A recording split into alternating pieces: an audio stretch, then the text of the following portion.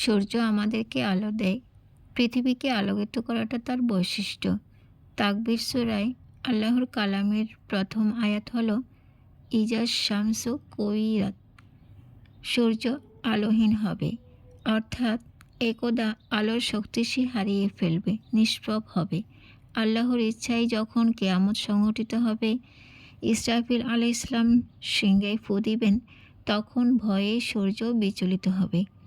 তার গতি সে হারিয়ে ফেলবে, স্তম্ভিত হয়ে আলোহীন হবে। আল্লাহর এই বাক্য দ্বারা বোঝা যায় কতটা ভয়ঙ্করভাবে সেই সময়টি উপস্থাপিত হবে। পৃথিবীতে বসবাস করা সকল কিছু সূর্যের আলো হতে শক্তি নেই।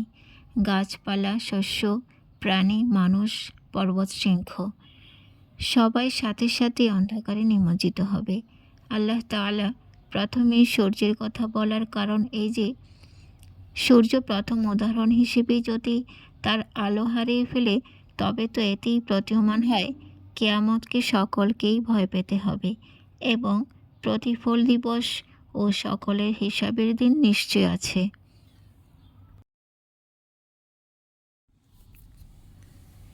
সূর্য এমন এক জিনিস যার আলোকিত অধ্যায় দিক বিদিক ছড়িয়ে পড়েছে। থেমে গেলে পৃথিবীর অবস্থা ভয়ঙ্কর রূপে পরিস্ফুট হবে, যা অকল্পনীয় ও ভাষাতীত। অন্ধকার রাত এক ভীত আখ্যানে ভূষিত। সূর্য আলোহীন হয়ে পড়বে, কথাটিতে নিগুড় এক বার্তা আল্লাহ তাআলা দিয়েছেন। অর্থাৎ আল্লাহর রহমতের একটি ধাপ শেষ হয়ে যাবে। প্রতি মুহূর্তে রহমত আছে বলে তো এখনও পৃথিবী সচল, আমরা সচল। রহমতরাজি আল্লাহর সৃষ্টিতে অগণিত। তাই বলতেই পারি সুবহানাল্লাহ, আলহামদুলিল্লাহ, আল্লাহু আকবার। তাওয়াফে আল্লাহর ঘরকে প্রদক্ষিণ করছে প্রতিটি মুসলিম। তাদের একটাই চাওয়া, আল্লাহ রহমত করবেন, ক্ষমা করবেন ও জান্নাত তারা পাবে। সেই বিশ্বাস নিয়েই কত রঙের, কত দেশের মানুষ একত্রিত হয় মক্কাতে। কতভাবেই চোখের পানি তাদের পড়ছে।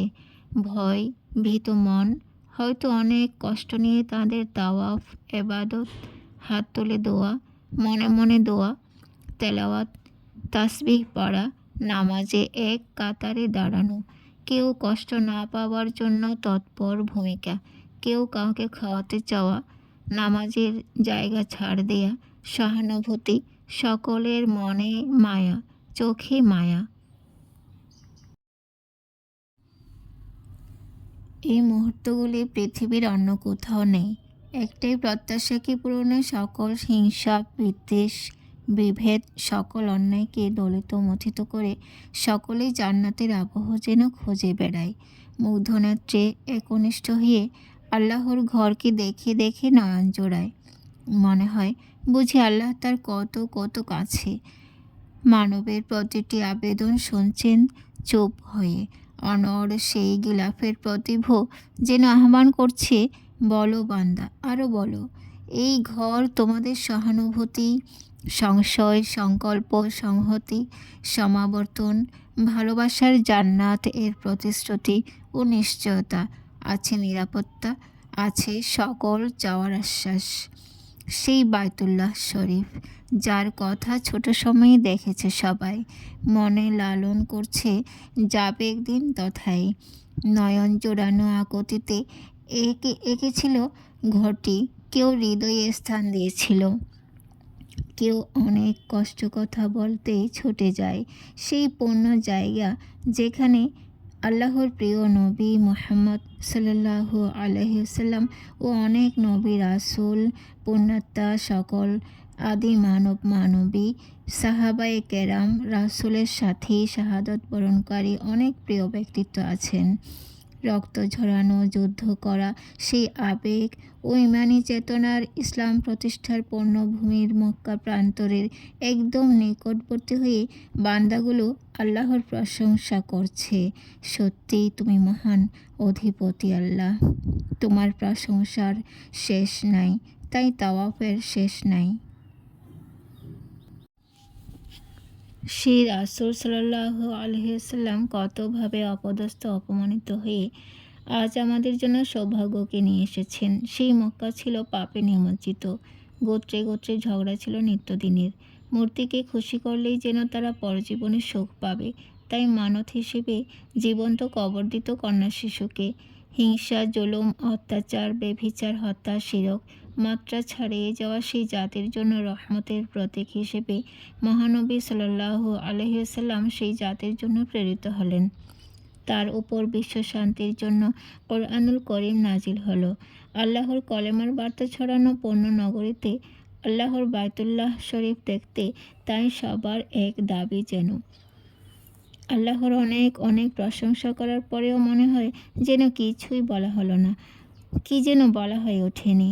সেই জন্যই প্রত্যেক হাজি হজ বা উমরা করে এসে শুরুতেই বলে আবারও যেতে চাই, কি যেন তথায় রেখে এসেছি, নিজ দেশে সেই জিনিসটি খুঁজে পাচ্ছি না।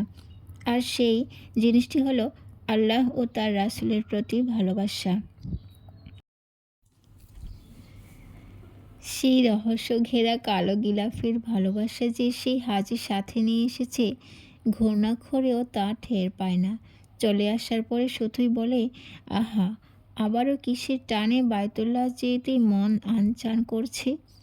আল্লাহ তাকে মায়া ভালোবাসা দিয়েছেন, এটাই তো বড় প্রমাণ। আল্লাহু আকবার। আল্লাহ ভালোবাসার চাদরে মুড়িয়ে দেন হাজিকে। তাই সত্যিই আল্লাহ মহান দয়ালু, অসীম ক্ষমতাবান।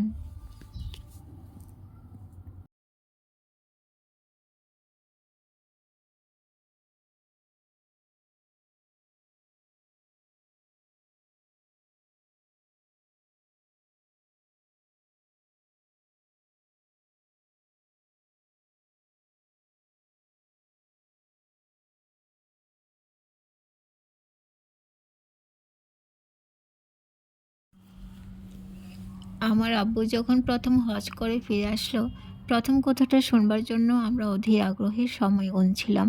পরে যখন শুনি বাবা বলল, মক্কা হতে আসতে চায়নি, তোমাদের জন্যই আসতে হয়েছে, সেই সময় বাবার কথাতে আমাদের মনে হলো, বাবা কি আমাদের আগের মতো ভালোবাসে না? আজ এতটা বছর পরে নিজে যখন উমরা করে আসি, বাবার কথাটা বুঝতে পারছি। আল্লাহ তাকে ভালোবাসা ছড়িয়ে দিয়ে চাদরে সুশোভিত করেছেন। সেই ভালোবাসা কি উপাখ্যান করা যায়? আল্লাহর ঘর যতই দেখি শুধুই বলেছি, রব্বির হামহুমা কামা রব্বায়ানি সাগীরা। আমাকে দেখতে ভাই যখন আসে জিজ্ঞেস করেছে, আল্লাহর ঘর দেখার পরে অনুভূতি কী হয়েছে? লিখে বলবে নাকি একে প্রকাশ করবে? বলে বা একে সেই ঘরকে দেখার অনুভূতি প্রকাশ করার সাহস আমার নেই। আল্লাহর ঘর এমন যে তিনি তার ঘরটিকে পরম মমতায় আগলে রেখেছেন। আমরা মানুষেরা নিজের পাপ মোচন করতে যাই শুধু, আশা যে সেই মহান অধিপতি জান্নাত দিয়ে আমাদের পুরস্কৃত করবেন।